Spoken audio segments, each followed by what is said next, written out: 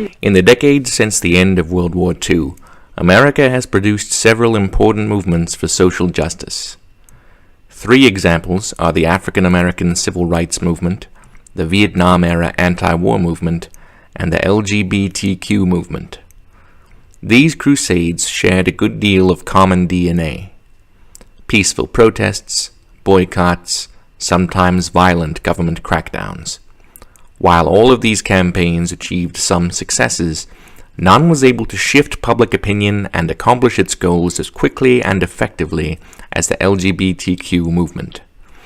This is largely due to the fact that membership in the LGBTQ group crosses all class and racial lines. It is difficult to pinpoint an exact starting date for the African American Civil Rights Movement. The first African slaves arrived in Virginia in 1619, and for the next 2.5 centuries, Africans and their descendants were held in brutal, government-sanctioned bondage and forced servitude.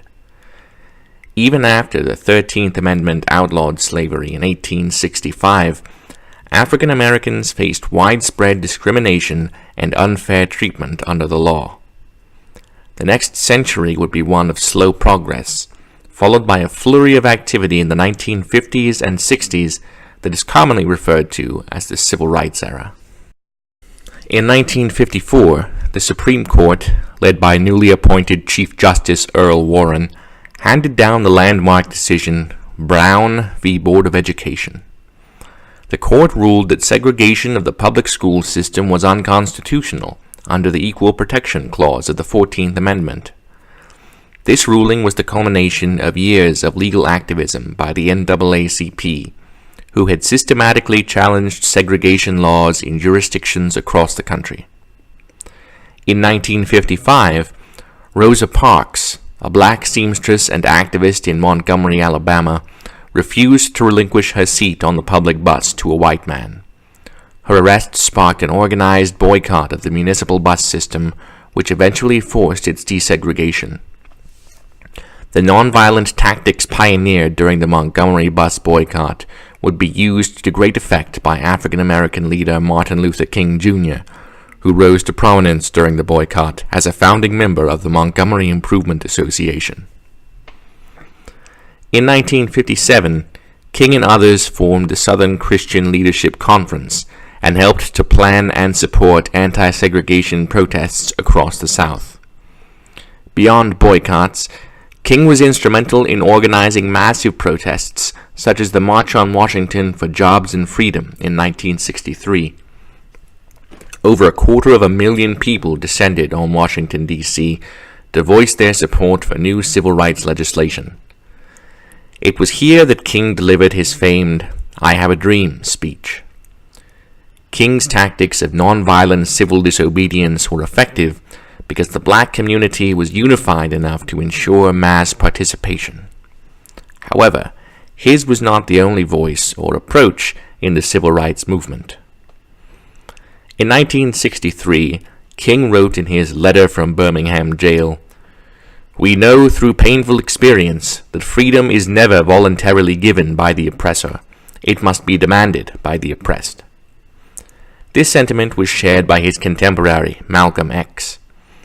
Malcolm X rose to prominence as a member of the Nation of Islam, an African American religious and political group. Rather than pursuing integration, Malcolm X promoted self-reliance, black superiority, and advocated the defense of African American rights by any means necessary.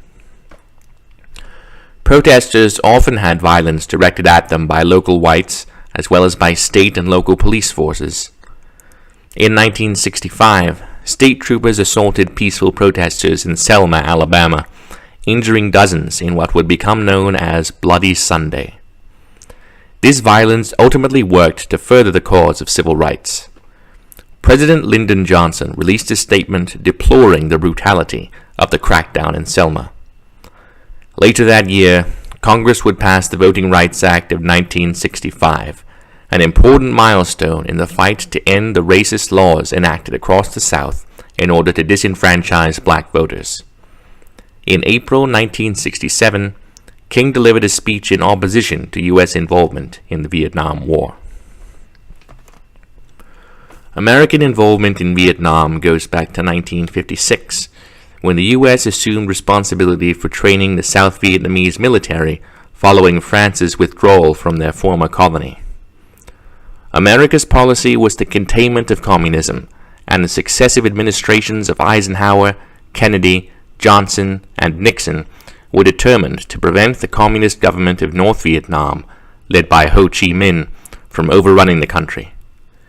The war in Vietnam faced steadily increasing resistance from the American public as the violence dragged on and the casualties mounted. Civil rights activists and anti-war movement often made common cause, such as in April of 1965, when the Student Nonviolent Coordinating Committee, a civil rights group, helped to organize an anti-war rally in Washington, D.C. Like the civil rights movement, the opposition to the Vietnam War used mass demonstrations in an attempt to sway public opinion and put pressure on legislators. The adoption of the anti-war cause by many musicians during this period also had a dramatic cultural impact. Recent Nobel Prize for Literature laureate Bob Dylan rose to prominence writing songs like Masters of War, which was sharply critical of American policy in Vietnam and elsewhere.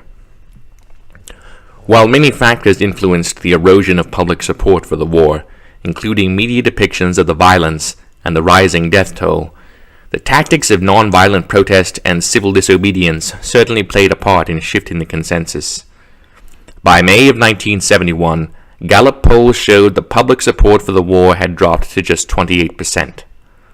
On January 1, 1973, Richard Nixon announced the end of U.S. involvement in Vietnam. Finally, we come to the LGBTQ rights movement.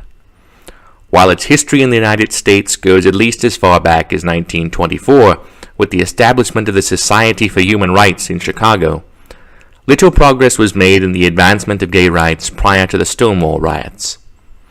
On June 28, 1969, police raided the Stonewall Inn, a bar in Greenwich Village which was known to cater to LGBTQ clientele. The raid touched off 3 days of rioting and is commonly credited with sparking the modern LGBTQ rights movement. In 1970, the first annual Gay Pride Parade was held on the anniversary of the Stonewall riot to commemorate its role as a catalyst for the cause of equal rights. Like the civil rights and anti-war movement, the gay rights movement involved mass demonstrations. In 1979, around 75,000 protesters attended the National March on Washington for Lesbian and Gay Rights, protesting legal discrimination based on sexual orientation. In 1980, the gay rights movement gained tacit political support when the Democratic National Committee included language in its platform which decried anti-gay discrimination. Slow progress continued over the next couple of decades. Then, in 2003, the Supreme Court ruled in Lawrence v. Texas that sodomy laws commonly used to persecute gays were unconstitutional. This signified a shift in judicial and public opinion that would trigger a cultural landslide. Over the next decade, public debate about LGBTQ rights mainly centered around the issue of marriage and whether non-heterosexual couples should be legally allowed to marry. In June of 2015, the court handed down another landmark decision, Obergefell v. Hodges. This morning, the Supreme Court recognized that the Constitution guarantees marriage equality. In 2016, Gallup polls showed that 61% of Americans supported same-sex marriage, up from just 27% 2 decades earlier. The massive success of the LGBTQ rights movement in shifting public opinion was largely due to the presence of LGBTQ individuals on every rung of the socioeconomic ladder, in every race and every religion. Even the staunchest of social conservatives could find themselves shaken when confronted by a gay or transgender family member. Because they were not confined to one race, class, or other group, it was difficult for most people to continue to hold a view of LGBTQ people as other, and they increasingly came to be regarded as an accepted part of mainstream society. In a matter of 20 years, opponents of LGBTQ rights found that they had been marginalized. the smashing success of the gay rights movement would help fuel a backlash by social conservatives that manifested itself in the 2016 nomination of Donald Trump as the Republican Party's candidate for president.